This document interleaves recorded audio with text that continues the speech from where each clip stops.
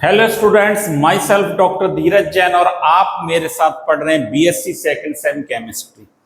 BSc second semester chemistry का syllabus हमारा चल रहा है और हमारी यूनिट कौन सी चल रही है बच्चों? यूनिट सेकंड को हम पढ़ रहे हैं। जो बच्चे पहली बार देख रहे हैं इस चैनल के माध्यम से, तो उनको मैं बताना चाहूंगा बीएससी सेकंड सेम केमिस्ट्री का यह कौन सा उत्कर्ष बैच है और उत्कर्ष बैच में हम बीएससी सेकंड सेम केमिस्ट्री को पढ़ रहे हैं।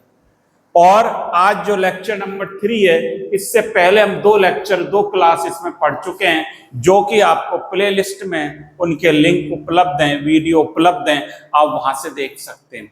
साथ ही साथ इस यूनिट को पढ़ने से पहले आप फर्स्ट यूनिट को भी पढ़ें, जिससे आपके ये यूनिट ज्यादा समझ में आ पाएगी, क्योंकि यहाँ पर नॉमेनक्लेचर हमने पढ़ा है और बहुत सारी चीजें पढ़ी हैं जो कि इससे इंटरलिंक हैं सारी चीजें। तो चलिए आज इस क्लास में हम क्या पढ़ने वाले हैं देखिए, उससे पहले में इंपॉर्टेंट पॉइंट्स पर चलते हैं। वॉच लेक्चर्स डेली हमको देखना है, मेक नोट्स, साथ ही साथ नोट्स भी बनाने हैं, और डोंट फॉलो मैनी बुक्स, बहुत सारी बुक्स को फॉलो अप नहीं करना है। क्लासेज आर इनफ, भाई क्लास इनफ है, इतना भी अगर आप पढ़ लेते हैं तो आप 80+ % पर पहुंच जाएंगे। 80+ से 100 तक आप पहुंच सकते हैं। और सॉल्व असाइनमेंट, जब जब आपको असाइनमेंट मिलता है तो उसके भी आप प्रैक्टिस करेंगे। चलिए अब आगे चलते हैं। तो देखिए 2 डेज टॉपिक पर हम चलते हैं। सेकेंड यूनिट हम पढ़ रहे हैं और सेकेंड यूनिट में टॉपिक हमारा क्या चल रहा है? आइसोमेरिज्म, समावयवता जिसको कहा जाता है, इसकी हम बात कर रहे हैं। अब देखो आइसोमेरिज्म की हमने बात करी थी प्रीवियस लेक्चर में, आपने पढ़ा होगा, नहीं पढ़ा है तो आप वहां पर पढ़ लें, उसको प्लेलिस्ट में उपलब्ध है। आइसोमेरिज्म समावयवता में क्या होता है? मॉलिक्यूलर फॉर्मूला समान होता है दादा, ये मैंने आपको बताई थी बच्चों। अणुसूत्र समान होगा, लेकिन क्या होगा? उनकी केमिकल और फिजिकल प्रॉपर्टीज क्या रहेंगी? मॉलिक्यूल की अलग अलग रहेंगी। आइसोमेरिज्म जो समावयवता बताया था 2 प्रकार की होती है, कौन सी? स्ट्रक्चरल और स्टीरियो आइसोमेरिज्म। स्ट्रक्चरल आइसोमेरिज्म को हम पढ़ चुके हैं, जिसके 6 प्रकार हमने पढ़े थे, 6 टाइप्स पढ़े थे, वो प्रीवियस लेक्चर में हम सारा उनको डिस्कस कर चुके हैं। आज हम क्या पढ़ेंगे? स्टीरियो आइसोमेरिज्म को स्टार्ट करेंगे, जिसको क्या कहते हैं? त्रिविम समावयवता। हिंदी में क्या बोलेंगे? इसको बोलेंगे त्रिविम समावयवता। अब देखिए त्रिविम समावयवता में क्या होता है? इसमें मॉलिक्यूलर फॉर्मूला सेम रहेगा, यहां पर लिख देता हूं, MF सेम है, और क्या सेम है? स्ट्रक्चर सेम है, और प्रॉपर्टीज भी सेम है। ये सब सेम है मॉलिक्यूल की, ये सेम रहेगी, समान रहेगी 2 या 2 से अधिक मॉलिक्यूल की। लेकिन अंतर कहां पर होगा? एटम्स का स्पेस में जो कन्फ्यूग्रेशन होगा, कन्फ्यूग्रेशन क्या रहेगा? डिफरेंट रहेगा। एटम्स का स्पेस में कन्फ्यूग्रेशन, विन्यास, जिसको क्या बोलते हैं?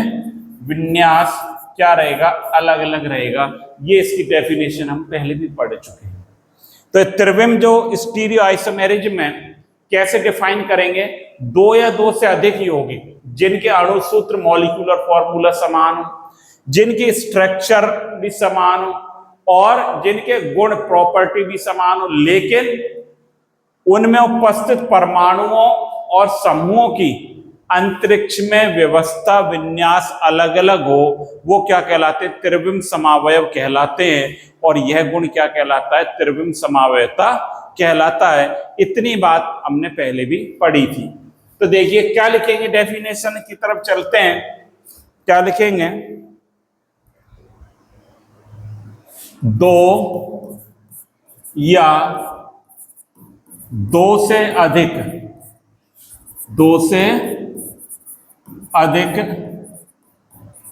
कार्बनिक यौगिक, कार्बनिक यौगिक जिनके जिनके अणुसूत्र, मैं क्या लिखूंगा, अणुसूत्र, जिसको क्या कहते हैं, मॉलिक्यूलर फॉर्मूला, एमएफ लिख रहा हूं, अणुसूत्र समान हो, अणुसूत्र समान हो, साथ ही उनकी संरचना व गुण, प्रॉपर्टी भी समान हो, परंतु परमाणुओं, परंतु उनमें उपस्थित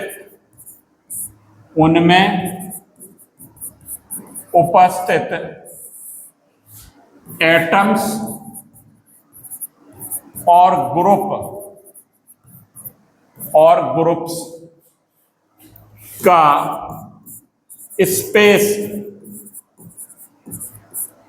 ग्रुप्स का क्या लिखेंगे, स्पेस में विन्यास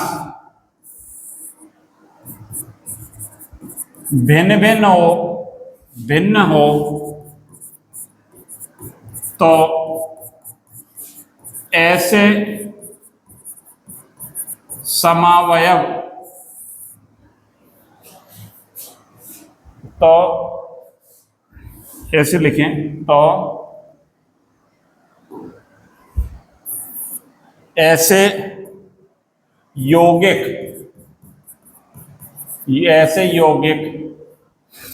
आपस में त्रिविम समावयव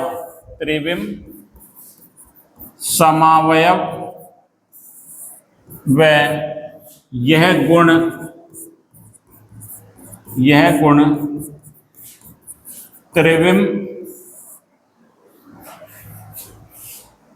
त्रिविम या स्टीरियो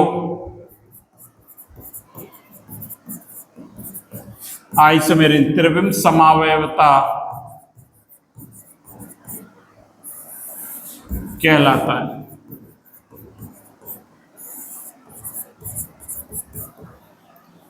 क्या लिखा, दोबारा से देखें, दो या दो से अधिक कार्बनिक यौगिक जिनके अणुसूत्र समान हो, साथ ही उनकी संरचना गुण भी समान हो, परंतु उनमें उपस्थित एटम्स और ग्रुप का स्पेस में विन्यास भिन्न भिन्न हो, तो ऐसे यौगिक आपस में त्रिविम समावयव, और यह गुण क्या कहलाता है, स्टीरियो आइसोमेरिज्म कहलाता है। यह परिभाषा भी हमने पढ़ी।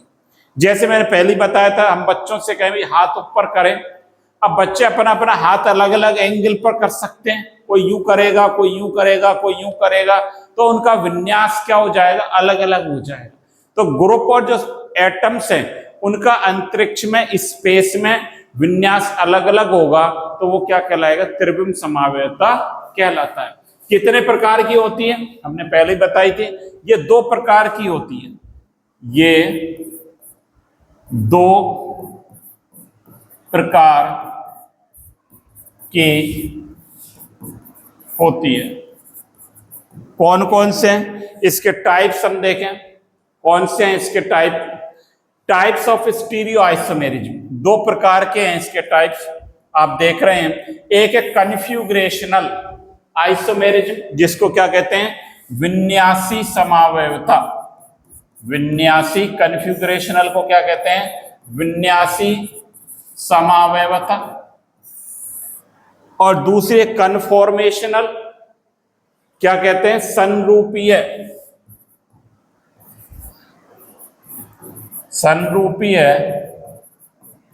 समावयवता। एक होती है कन्फ्यूग्रेशनल और एक होती है कन्फॉर्मेशनल, दोनों अलग अलग हैं। विन्यासी और संरूपीय समावयवता दो प्रकार की होती है। अब इनको हम देखेंगे थोड़ा। कन्फ्यूग्रेशनल आइसोमेरिज्म क्या होती है, देखिए कन्फ्यूग्रेशनल आइसोमेरिज्म क्या है, जिसको क्या कहते हैं,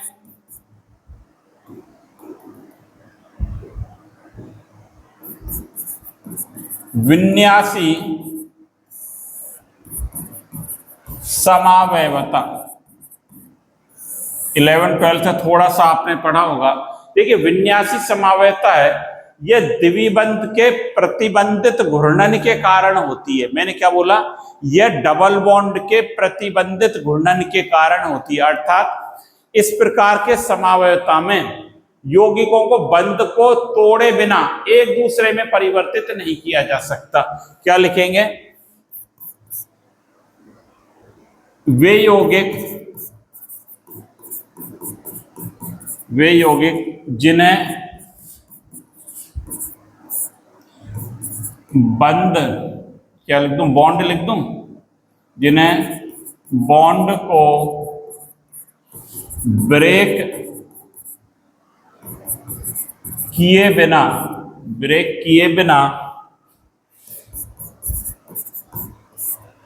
एक दूसरे में परिवर्तित नहीं किया जा सकता है। पहली बात, अर्थात यह समावयवता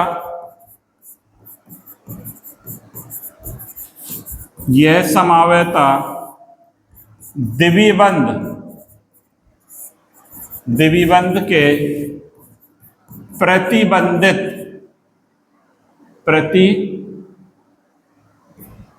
क्या लिखेंगे?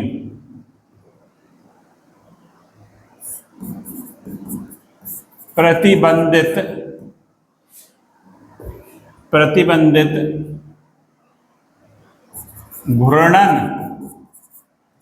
घूर्णन के कारण उत्पन्न होती है।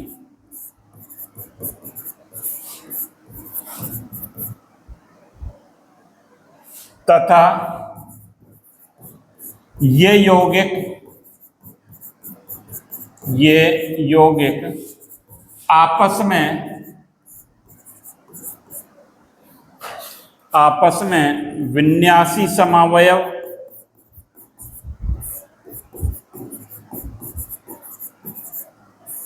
तथा यह प्रॉपर्टी कन्फ्यूगरेशनल आइसोमेरिज्म कहलाती है। विन्यासी समावयवता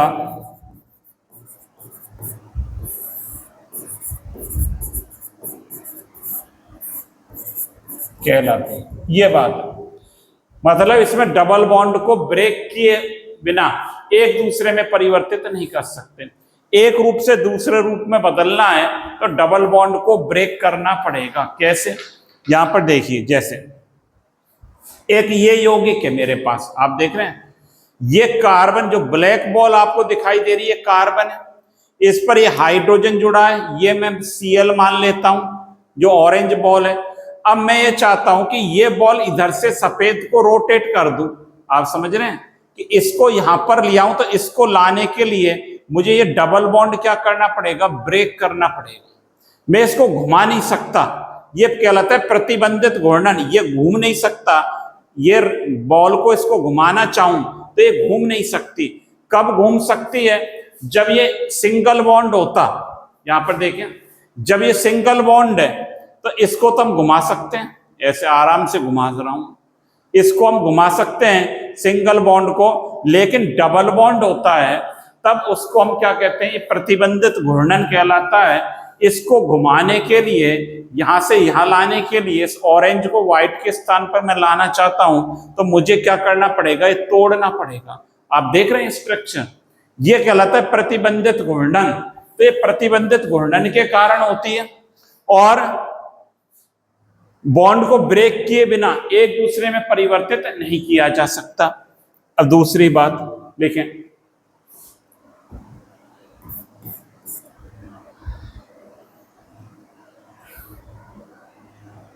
क्या लिखेंगे?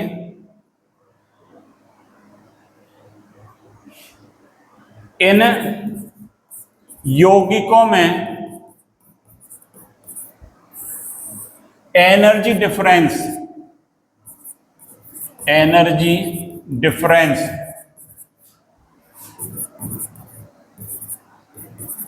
बहुत ज्यादा होता है। एनर्जी डिफरेंस बहुत ज्यादा होता है, इसलिए रूम टेम्परेचर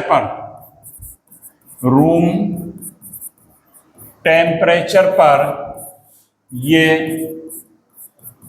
एक दूसरे रूप में परिवर्तित नहीं हो सकते।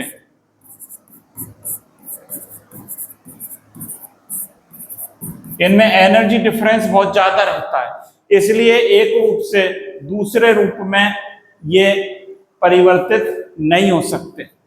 अगली क्या बात लिखेंगे? अगली ये लिखेंगे, इन यौगिकों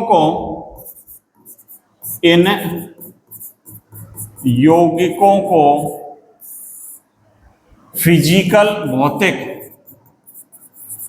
तथा केमिकल मेथड से, फिजिकल और केमिकल मेथड से अलग किया जा सकता है। रूम टेम्परेचर पर एक दूसरे में परिवर्तित नहीं होते, इनको फिजिकल और केमिकल मेथड से एक दूसरे में परिवर्तित कर सकते हैं।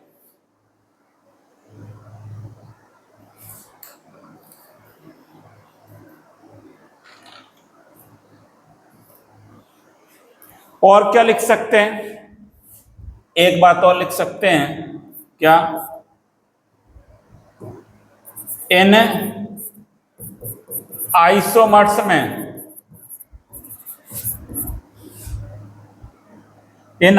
में एटम्स की स्पेस में पोजीशन फिक्स रहती है। ये भी हम लिख सकते हैं, तो ये नोट कर लें आप एक बार, तब आगे चलते हैं।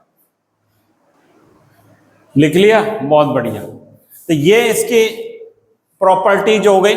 कन्फिगरेशनल आइसोमर्स की प्रतिबंधित घूर्णन के कारण होता है, जैसे मैंने बताया डबल बॉन्ड है ये, तो इसका प्रतिबंधित घूर्णन कहलाता है। इन बॉल्स को हम रोटेट नहीं कर सकते, घुमा नहीं सकते इन बॉल्स को।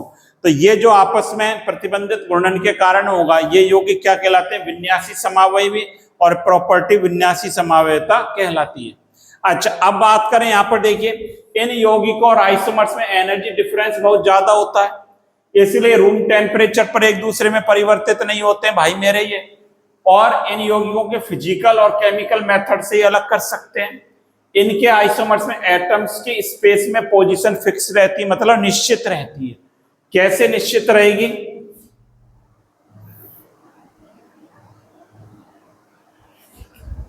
जैसे ये मान लो एक कार्बन, ये डबल बॉन्ड सी, ये जगह H, ये H, और यहां पर लगा दिया मैंने Cl, ये इनकी स्थिति निश्चित है। अब मुझे ऐसा बनाना है, मान लीजिए कैसा, इधर लिख देता हूं, चलो एक मिनट, इसको थोड़ा सा इधर ले लेते हैं। अब इसको कन्वर्ट करना है मुझे, किस में कन्वर्ट करना है? C डबल बॉन्ड C और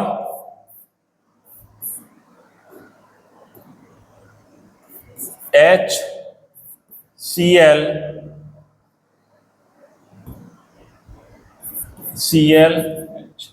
तो ये क्या करना पड़ेगा मुझे? यहां से यहां जाना है, तो इस बॉन्ड को क्या करना पड़ेगा? ब्रेक करना पड़ेगा, तब हम इसकी स्थिति को परिवर्तित कर सकते हैं। बॉन्ड क्या करना पड़ेगा? Bond break. तब ये यहां पर जाएगा, अदरवाइज ये इसमें कन्वर्ट नहीं हो सकता, फ्री रोटेशन से नहीं हो सकता।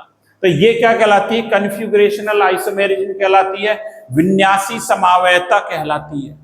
बात आ रही समझ में आपके? ये 11th-12th में पढ़ रखा है आपने, आपके लिए कोई नई बात नहीं है। अब चलिए अगली बात करता हूं मैं। दो प्रकार की देखो स्टीरियो आइसोमेरिज्म, कौन कौन सी? कन्फिगरेशनल और कन्फॉर्मेशनल। इनकी डिटेल स्टडी पढ़ेंगे, पहले हम समझ लें भाई ये होता क्या है।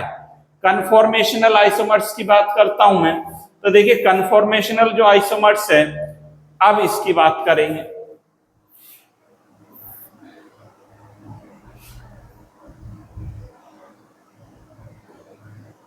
अब देखिए कन्फॉर्मेशनल आइसोमर्स में क्या होगा,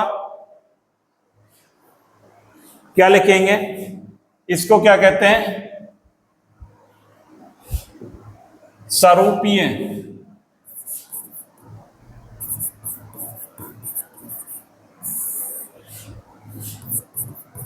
समावयवता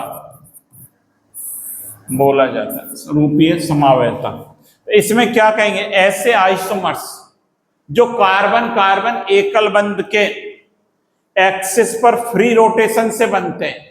क्या बोला मैंने? ऐसे स्टीरियो आइसोमर्स, क्या लिखेंगे? ऐसे स्टीरियो आइसोमर्स जो कार्बन सिंगल बॉन्ड कार्बन, जो ऐसे लिख लें चाहें, जो कार्बन एकल बंध कार्बन, मतलब कार्बन बॉन्ड कार्बन। ऐसे स्टीरियो आइसोमर जो कार्बन एकल बंध कार्बन के एक्सिस पर फ्री, कार्बन एकल बंध कार्बन के एक्सिस पर फ्री रोटेशन से बनते हैं कन्फॉर्मर, क्या? सरूपण कहलाते हैं, बनते हैं सरूपण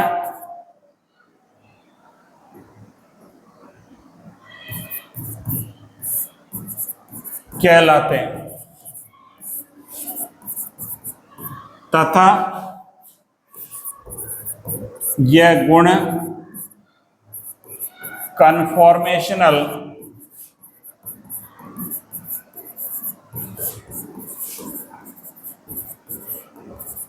आइसोमेरिज्म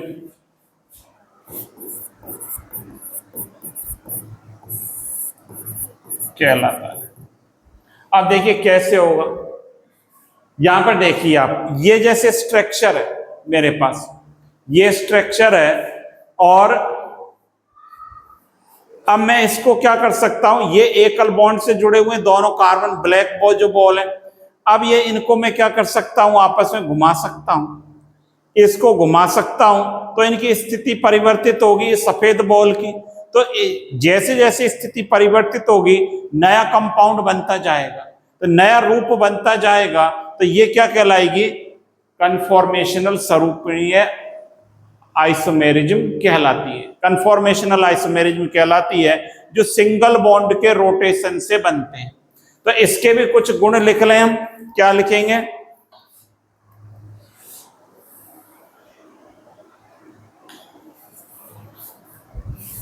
क्या लिखेंगे?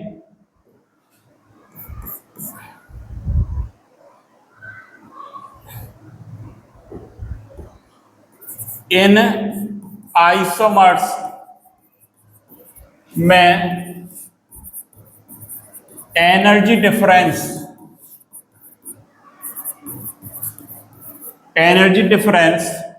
बहुत कम होता है, वहां बहुत ज्यादा था, बहुत कम होता है,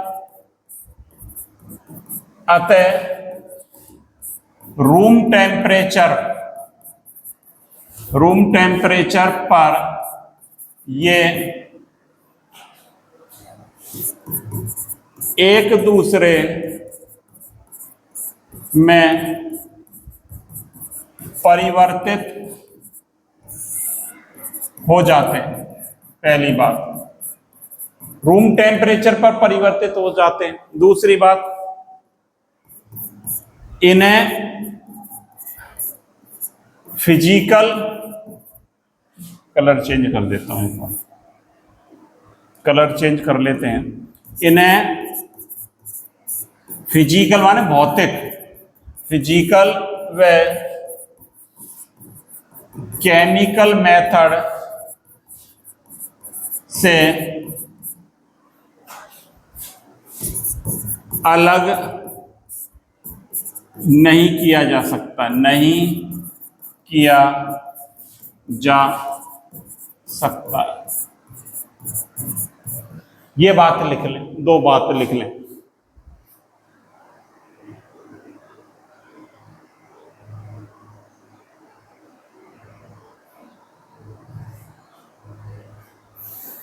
अब देखो उदाहरण देखिए,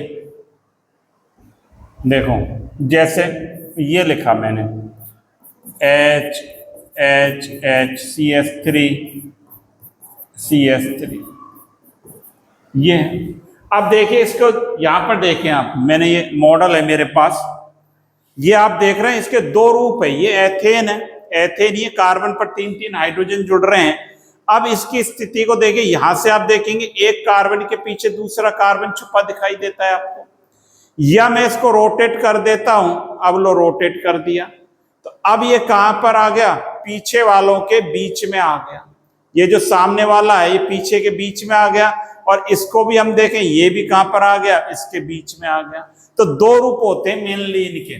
कैसे लिखते हैं इनको, देखो या तो ये ऐसे रहेगा,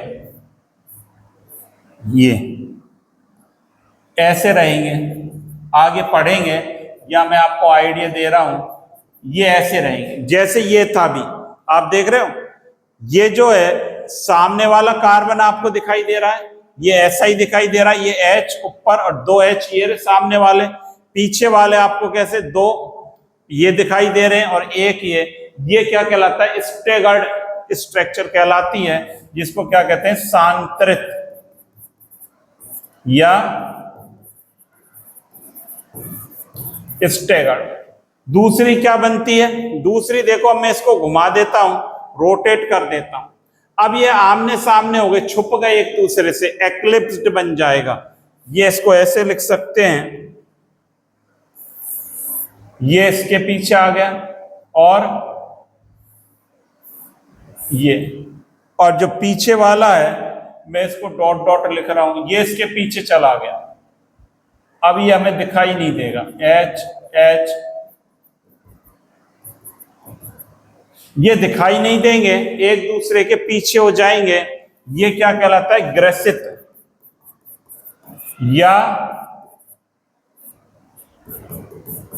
एक्लिप्स्ड कहलाता है, ग्रसित या एक्लिप्स्ड कहलाता है। तो दो रूप होते हैं इसके, स्टेगर्ड और एक्लिप्स्ड रूप कहलाते हैं। तो ये आपने देखा दो प्रकार की है बेसिकली बच्चों। ये जो स्वरूपीय समावेयता में क्या होगा, यहां पर आपने देखा जो स्वरूपीय समावेयता की हम बात कर रहे हैं, पहले हमने कन्फ्यूग्रेशनल की बात करी, फिर स्वरूपीय समावेयता दो प्रकार की है। स्वरूपीय जो समावेयता है दो प्रकार की होती है स्टीरियो आइसोमेरिज्म। कौन कौन सी, विन्यासी और स्वरूपीय। विन्यासी में डबल बॉन्ड के रेस्ट्रिक्टेड रोटेशन के कारण होती है, प्रतिबंधित घूर्णन के कारण होती है, घूर्णन नहीं हो सकता। और जो स्वरूपीय समावेयता वो एकल बंध के घूर्णन के कारण होती है। इसमें बेसिकली दो रूप बनते हैं, बनते तो और भी हैं, जो मेन जो है दो हैं, सांत्रित और ग्रसित। सांत्रित में ये बीच में आ जाते हैं, ग्रसित में पीछे चले जाते हैं। तो इतनी बात हम यहाँ पर देख ली हमने। अब हम देखेंगे टाइप्स ऑफ कन्फ्यूग्रेशनल आइसोमेरिज्म। दो प्रकार थे ना इसके, किसके, स्टीरियो आइसोमेरिज्म के, कन्फ्यूग्रेशनल और कन्फॉर्मेशनल। कन्फ्यूग्रेशनल भी दो प्रकार की होती है, कौन सी, ऑप्टिकल और जियोमेट्रिकल। इसको क्या बोलेंगे, प्रकाशिक, प्रकाशिक समावेयता और इसको क्या बोलेंगे? ज्यामितीय समावयता। देखिए कंफ्यूज होने की जरूरत नहीं है। जो समावयता दो प्रकार की है, कौन सी हमने पढ़ी थी प्रीवियस लेक्चर में? समावयता के दो प्रकार पढ़े थे। कौन से? स्ट्रक्चरल, संरचनात्मक और त्रिविम। संरचनात्मक के 5 प्रकार थे, वो सब हमने पढ़ लिए, 5-6 प्रकार संरचनात्मक समावयता के। संरचनात्मक समावयता के बाद क्या पढ़ा हमने? जो त्रिविम समावयता है, स्टीरियो आइसोमेरिज्म में ये 2 प्रकार की होती है, कन्फ्यूगरेशनल और कन्फॉर्मेशनल।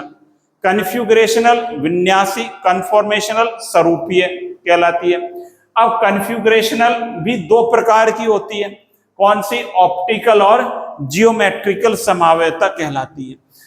अब पहले हम बात करेंगे ऑप्टिकल आइसोमेरिज्म की, जिसको क्या कहते हैं? प्रकाशिक समावयता। क्या कहते हैं? प्रकाशिक समावयवता ये होती है। प्रकाशिक समावयता को पढ़ने से पहले कुछ इंपॉर्टेंट बातों को पढ़ेंगे। चलिए अभी पढ़ते हैं इन बातों को। मैं 1 मिनट पानी पी लेता हूं। चलो नोट कर लिया, ये हेडिंग डाल लिया, ऑप्टिकल आइसोमेरिज्म। देखिए प्रकाशिक समावयता को पढ़ने से पहले कुछ बातों को और हम यहां पर सीखेंगे। क्या सीखेंगे? नंबर ए डाल लें। पहली बात हम सीखेंगे साधारण प्रकाश। साधारण प्रकाश, ऑर्डिनरी लाइट।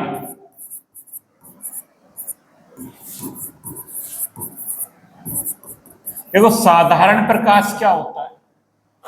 साधारण प्रकाश का फैलाव, मान लो कमरे में बल्ब लगा है तो इसका फैलाव चारों दिशाओं में होता है। पहली बात, ये इलेक्ट्रोमैग्नेटिक वेव्स के रूप में गति करता है। साधारण प्रकाश क्या होता है? क्या लिखेंगे? साधारण प्रकाश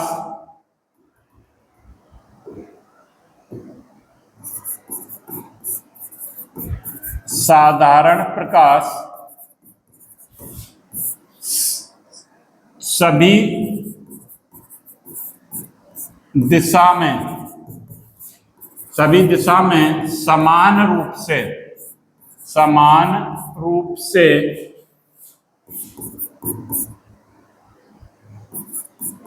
फैलता है। पहली बात ये लिखी, या मैं ये लिख दूं, जो साधारण प्रकाश है वो इलेक्ट्रोमैग्नेटिक वेव्स के रूप में गति करता है। क्या लिखते हैं? प्रकाश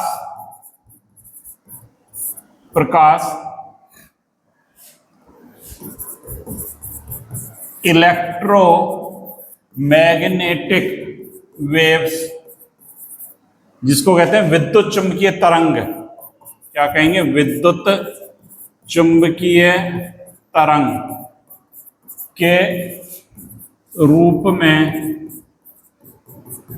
गति करता है। विद्युत चुंबकीय तरंग के रूप में गति करता है, तथा ये जो इसके वाइब्रेशन है, चलने की दिशा के हमेशा क्या रहते हैं? लंबवत रहते हैं। साधारण प्रकाश क्या लिखेंगे? इस बात को ऐसे भी लिख लें, साधारण प्रकाश के कंपन,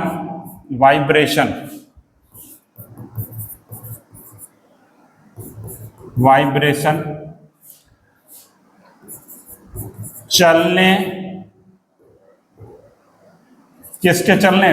प्रकाश के चलने की दिशा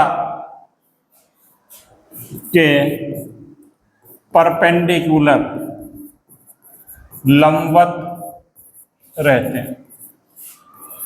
इस बात को समझें। कैसे? यहां पर देखिए, मान लीजिए ये मैं कह देता हूं ऐसे, देखो ये साधारण प्रकाश के चलने की दिशा है। अब ये जो प्रकाश का जो कंपन है वो क्या होगा? चारों दिशाओं में होगा।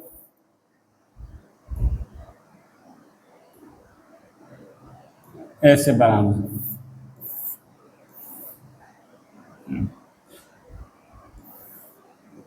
बीच में आना चाहिए ये।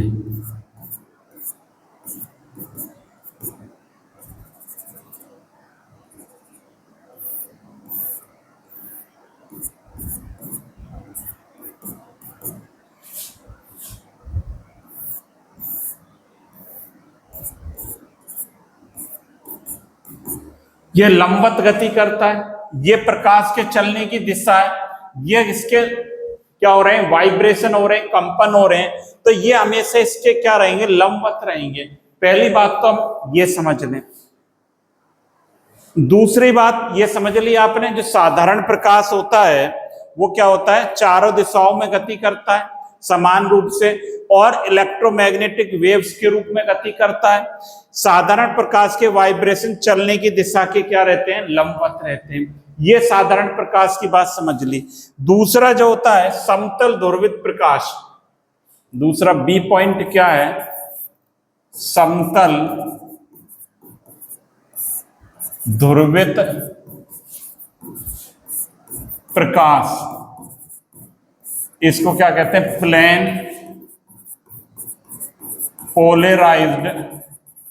Plane polarised light. अब देखिए इसका क्या मतलब है। अब मान लीजिए मेरे पास ये समतल ध्रुवित प्रकाश जो साधारण प्रकाश है,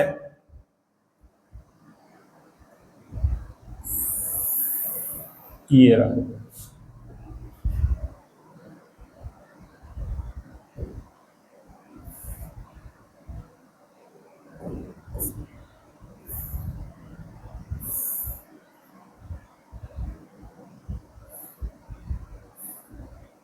यहां पर देख रहे हैं हमने ऐसा बना दिया है, और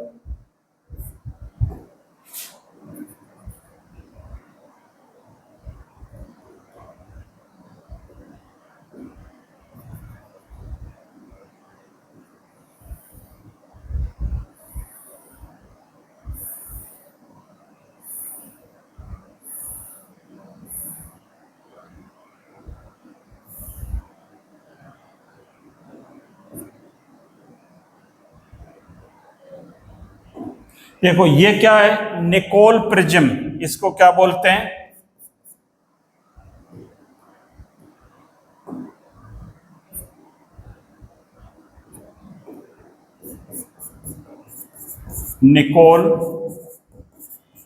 निकोल प्रिज्म है। जब साधारण प्रकाश को, ये था हमारा साधारण प्रकाश, इसको निकोल प्रिज्म से पास करें साधारण प्रकाश को, तो इसके जो वाइब्रेशन है केवल एक ही दिशा में होंगे।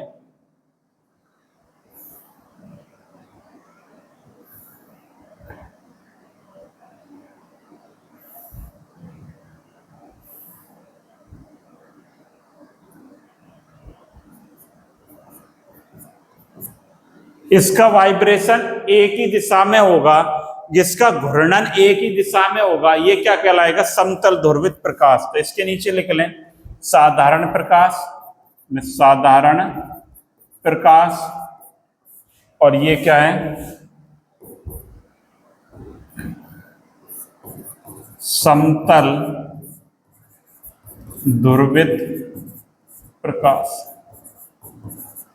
ये तो दो बातें हमने, एक तो साधारण प्रकाश देखा, एक ही समतल ध्रुवित प्रकाश।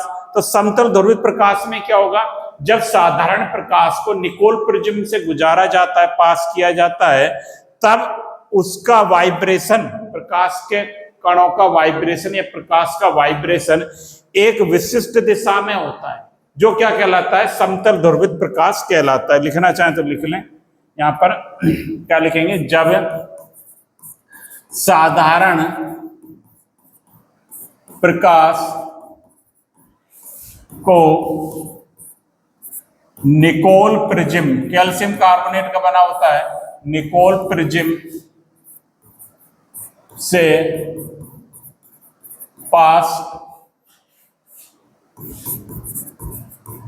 किया जाता है, निकोल प्रिज्म से पास किया जाता है, तो लाइट का वाइब्रेशन एक विशिष्ट अक्ष या दिशा में ही होता है, जो कि समतल ध्रुवित प्रकाश कहलाता है। समतल ध्रुवित प्रकाश कहलाता है। ये होगी बात। ये समतल ध्रुवित प्रकाश हो गया, जिसका रोटेशन क्या होगा, एक ही दिशा में होगा। अब देखिए, इस समतल ध्रुवित प्रकाश को हम क्या करें, तीन प्रयोग करते हैं। कैसे? देखिए, ए पॉइंट लिखें, यहां पर हम कर लेते हैं वो, ये बना लिया, एक ये बना लिया, और एक ये बना लिया, दो, तीसरा यही बना देता हूं, ये अगले पेज पे बना लो।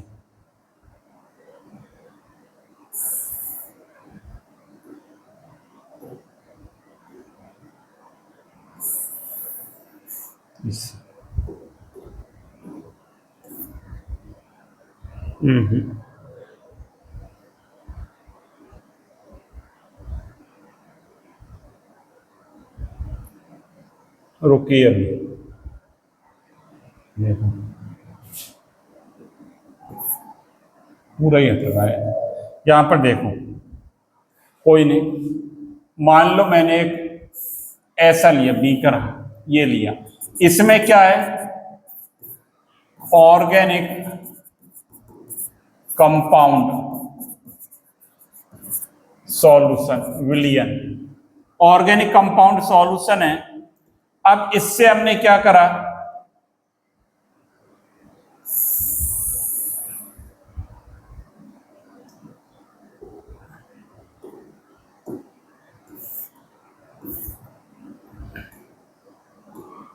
ये क्या है हमारा समतल ध्रुवित प्रकाश है, इसको पास किया तो ये ऐसा ही रहा, कोई इसमें चेंज नहीं आया। एक तो ये देखो आपने, कोई परिवर्तन नहीं हुआ। बी जो है, बी प्रयोग में मैंने क्या करा कि ये जो है जब इसमें लिया कार्बनिक यौगिक का विलयन, ओसी सॉल्यूशन लिख देता हूं शॉर्ट में, ऑर्गेनिक कंपाउंड विलयन। अब इसमें से जब हम पास करेंगे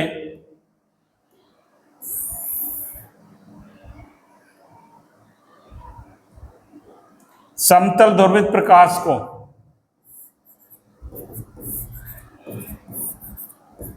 तब यह क्या होगा, इधर यूं घूम जाता है।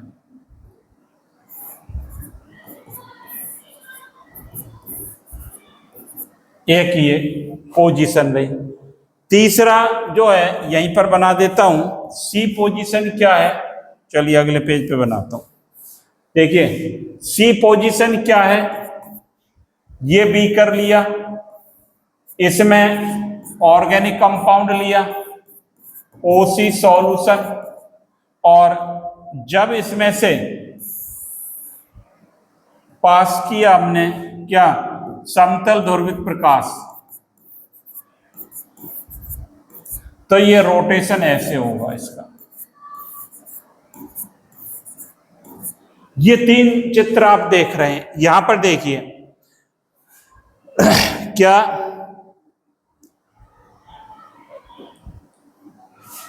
पहले में कोई भी चेंज नहीं आया, समतल ध्रुवित प्रकाश में नो चेंज, क्या लिखूंगा, नो चेंज।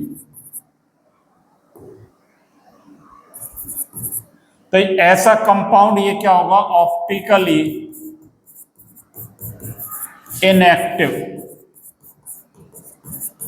पहली बात, जब समतल ध्रुवित प्रकाश को ऑर्गेनिक कंपाउंड के विलयन में से कार्बनिक यौगिक के विलयन में से गुजारा, तो उसमें कोई परिवर्तन नहीं हुआ, जैसा पास किया वैसे ही निकल गया, तो ऐसा यौगिक क्या कहलाता है? प्रकाशिक असक्रिय कहलाता है। ऑप्टिकली इनएक्टिव का मतलब क्या है? प्रकाशिक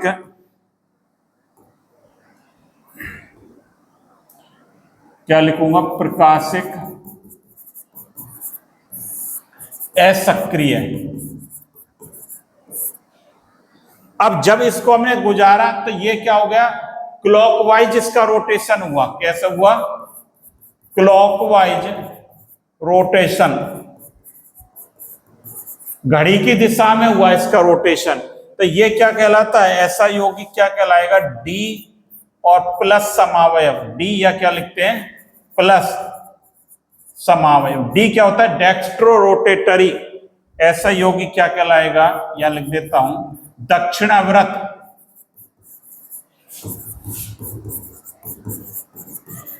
डेक्स्ट्रो रोटेटरी कहलाता है। तो जब कार्बनिक यौगिक समतल ध्रुवित प्रकाश को घड़ी की सुई की दिशा में घुमा देता है, क्लॉकवाइज इसका रोटेशन दिखा देता है, तो ऐसा यौगिक कौन सा होता है? डी रूप होता है या प्लस रूप होता है।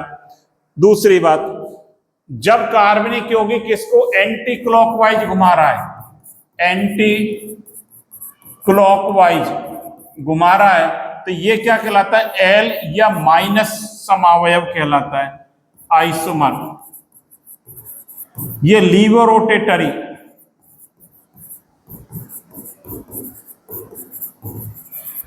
लीवो रोटेटरी एल आइसोमर कहलाता है।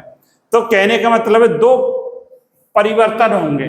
जब समतल ध्रुवित प्रकाश को बच्चों किस में से गुजारेंगे? किसी ऑर्गेनिक कंपाउंड में से पास किया जाता है, तो दो परिवर्तन हो सकते हैं। या तो उसका घूर्णन में कोई परिवर्तन नहीं हो, या उसका घूर्णन परिवर्तित हो। तो एक यदि क्लॉकवाइज होता है तो डी रूप कहलाता है, और एंटी क्लॉकवाइज होता है तो एल रूप कहलाता है। तो इस बात को भी हम लिख सकते हैं, क्या लिखेंगे? जब समतल ध्रुवित प्रकाश को किसी कार्बनिक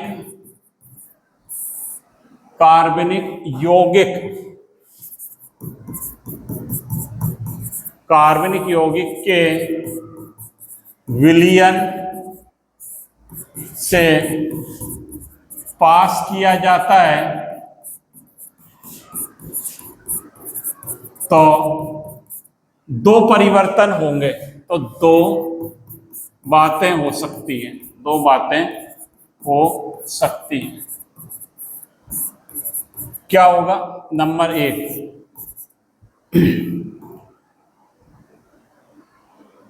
समतल ध्रुवित प्रकाश, समतल ध्रुवित प्रकाश एज इट रहता है, अर्थात उसमें कोई रोटेशन, घूर्णन, उसमें कोई रोटेशन नहीं होता है, तो ऐसा यौगिक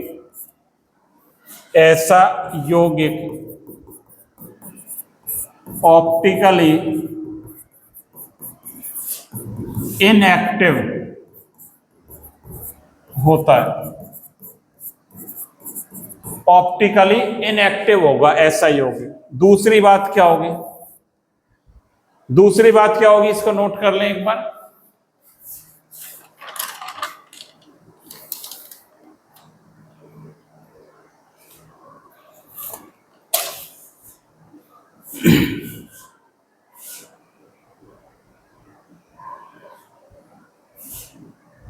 दूसरी बात क्या होगी? जब ऑर्गेनिक कंपाउंड का विलयन समतल ध्रुवित प्रकाश को घूर्णित कर देता है, रोटेट, घूर्णित कर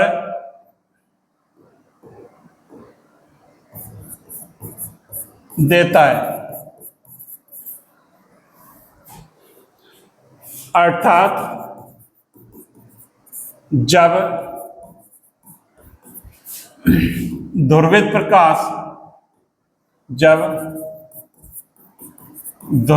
प्रकाश क्लॉकवाइज रोटेट होता है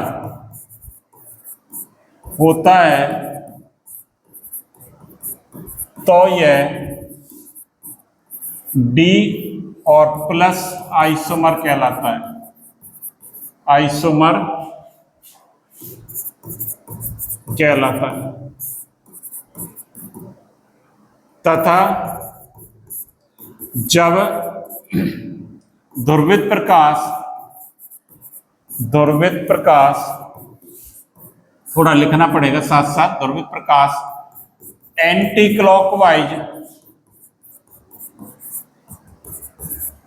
क्लॉकवाइज रोटेट होता है